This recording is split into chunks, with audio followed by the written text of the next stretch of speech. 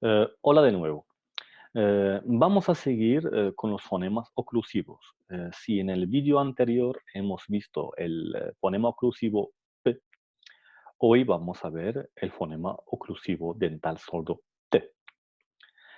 Eh, Ortográficamente siempre está representado por la letra T. Entonces el sonido o alófono T solamente tiene una representación ortográfica, que es la letra T. Entonces, el sonido T solamente se escribe con la letra T, no como, por ejemplo, el sonido K, que ortográficamente se escribe con C, o con Q, o con K.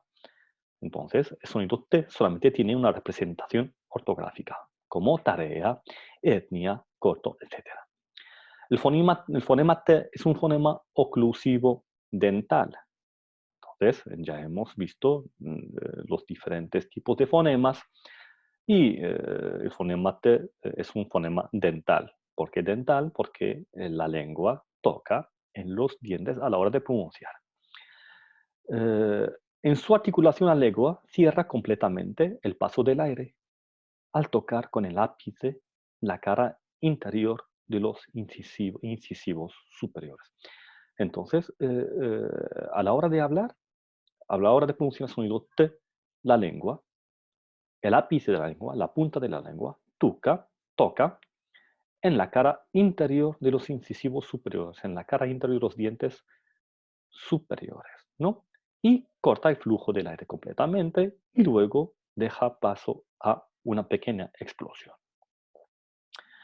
Las cuerdas vocales no vibran en su emisión hasta el momento final de la fase explosiva, por lo que se trata de un fonema sordo. Entonces ya hemos visto la diferencia entre fonemas sordos y fonemas sonoros, pero últimamente algunos estudiantes me han contactado pidiéndome que les explique un poco más la diferencia entre los dos sonidos. Vale. Entonces hay un truco muy fácil para explicarlo. Por ejemplo, cogemos la mano y la ponemos sobre la garganta y pronunciamos, por ejemplo, A. Entonces, al pronunciar A, notamos la vibración de las cuerdas vocales. Ahora, la diferencia dónde reside entre sonido sordo y sonido sonoro. La diferencia reside en que los sonidos sordos, la vibración ocurre en el momento de hablar. En los sonidos sonoros ocurre antes de hablar. Vale, entonces cogemos la mano, por ejemplo, y pronunciamos T, T. Entonces vamos a notar que las cuerdas vocales vibran a la hora de pronunciar. La fonación ocurre a la hora de hablar. Pero, por ejemplo, si pronunciamos sonido B, B, B, vamos a notar que las cuerdas vocales vibran antes de hablar, que la fonación ocurre antes de pronunciar. La distribución de fonema T y grupos consonánticos. En español, T puede articularse en las siguientes posiciones. Entonces, vamos a encontrar el sonido T en español en las siguientes posiciones. Si hablamos de sílaba, encontramos el sonido T en posición pre y postnuclear. Ya hemos dicho que el núcleo de la sílaba son los vocales. Y si decimos que T está en posición prenuclear, entonces decimos que T está antes de una vocal. Y si decimos que está en una posición postnuclear, entonces T está después de la vocal. Y si hablamos de la palabra, que la posición de T dentro de la palabra, entonces encontramos el sonido T en, al inicio de la palabra y dentro de la palabra. Pero nunca encontramos una palabra en español que termine con T. Entonces no encontramos el sonido T en posición final. Y los que están son meros préstamos de otras lenguas, como en inglés, por ejemplo, format o set, o en catalán, amat, serrat, cugat, pero en español no existen palabras que terminen en T. Los rasgos y posiciones de sonido T. Este fonema presenta en español un solo alófono, entonces tiene solamente, si hablamos de transcripción fonética, la letra T o sonido T solamente tiene un solo alófono, que es T. No hay otra transcripción fonética. No tiene otros sonidos. T tiene solamente un solo alófono. Entonces, el sonido T es un sonido, es un sonido oclusivo. Es, no, es dental. Aquí, bueno, tengo un error. Bueno, me he equivocado. No es bilabial, sino es dental. Es dental. Y es un sonido sordo. Aunque en español fonema T tiene solamente un alófono, este puede realizarse de formas diferentes dependiendo del entorno fonético de los sonidos contiguos. Ya hemos dicho antes que los sonidos pueden verse afectados por los sonidos que les rodean, ¿no? Por los sonidos que vienen después o los sonidos que vienen antes. Esta variedad de realización no se categorizan en la fonética española tradicional como distintos alófonos, porque ni el punto de articulación, ni el modo de articulación, ni la sonoridad cambian. Eso quiere decir que aunque algunos sonidos se ven afectados por los sonidos que vienen antes o después, esto no refleja a la hora de hacer la transcripción. ¿Por qué? Porque para tener otro alófono, los cambios tienen que afectar el punto, el modo de articulación o la sonoridad. Si no afectan a estos dos puntos, entonces no afectan a la transcripción. En este caso, T ha afectado, por ejemplo, una fase de las fases de la que hemos hablado. Por ejemplo, ha afectado la explosión o la implosión, pero no ha afectado ni un punto, ni modo, ni la sonoridad. Son variaciones que solo afectan la implosión o explosión, que procede o sigue a la oclusión de los órganos. Entonces, T solamente, el fonema T tiene solamente un alófono que es T.